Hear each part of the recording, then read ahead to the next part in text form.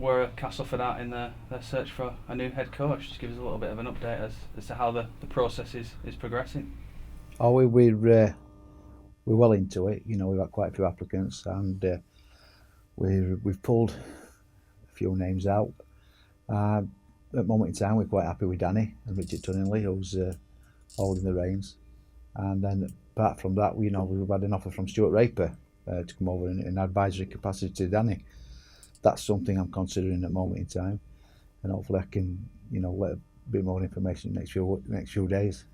You mentioned there that you'd been the ball boy, you'd worked on the scoreboard, etc. Is that why, in your mind, you're desperate for somebody who's British, who's English, who understands the history and traditions that go with the club, like yourself, like you do? Yeah, I think it's important for fans as well. I think they've got to buy into. You've got to buy into the ethos of the club. It's a family club. It's a real close knit community. It's Castleford Tiger. It's Castleford, and the pride and the passion in the rugby league is second to none. And if you're on Saturday when the crowd were absolutely buzzing, and one of the first people that hugged us after the game were John Wells. And obviously John's a Sky pundit and he's got to be pretty neutral, but it was so proud for myself and Danny. I coached John as a young boy, and Danny's a big friend of his. It just shows you the unity that we all pulled together. And I think a lot of people said after the game it was great to see you and John Wells hugging, and Danny as well, because John is a Cass lad. He's played for Cass a lot of years, and even though he moved on, you never forget that when you pull a shirt on for Cass, especially if you're a local lad as well. All lads said, well, great feeling. So yeah, I think you work harder. It's not a stepping stone for me. It's not something I want to do somewhere else. And that's what I think with coaches. I want somebody to put their slant on everything, and I want them to come in and help build this club back up to where we aspire to be. How many applicants have we got at the moment? Can you tell us that? More than 5, less than 10, more than 10? Less than 10, more than 8. Less than 10, more than 8, right, perfect. So how do you progress that from here now? Have you started doing the interviews yet? How long are we looking at before you get those completed? I've got to get it right. I'm in no rush at this moment in time, and as soon as I think we've got the right candidate, we'll announce it. But it's something I don't believe we need to rush into. Okay. What is it you're looking for in this new head coach? Is there a certain criteria, a certain personality that you're looking for from the man that you're going to choose at the end of the day?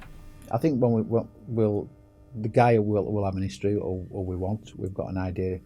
We would like some affinity with club, or so my preference, not necessarily the board of directors' preference, would be a British coach. I think that's the way to go. It's not necessarily the board of directors, so that might change along the way. But I want somebody who can put some structure back into the club. We can look at a 3 to 5 year plan, continue to develop as young guys. Somebody will have an input into developing his young players. What got missed out on Saturday, that there were 12 homegrown players in the lineup that beat Widnes. Now, of all us faults, that's what we were brought in to do. We know Castleford Tigers is a club that develops young players, gives them a chance, and develops Super League players, quality Super League players as well. And not one mention that we've got 12 homegrown Super League players in that side. And it goes to show you where that we are as a group of people when we criticise the club because the stands are getting old and things like that, and we don't say, but look what they're producing. This is what we're producing for Super League. And I think it's a shame that we take that stance at times. And might be putting you on the spot a little bit here, but the fans' favourite seems to be John Keir. Are you doing everything you can to kind of involve him in that process of recruitment? You mentioned that you've got a certain number of applicants. Is he in there? Are you hoping that that he's interested and you can talk to him more about this role? I think anybody who won't thought that John Keir were not interested in it, pretty out of media and not read what John's had to say. But if we do decide to go down that road, I would be courteous to speak to Paul Harrison at Batley and ask to speak to John in person. And until then, we haven't spoke to Paul Harrison.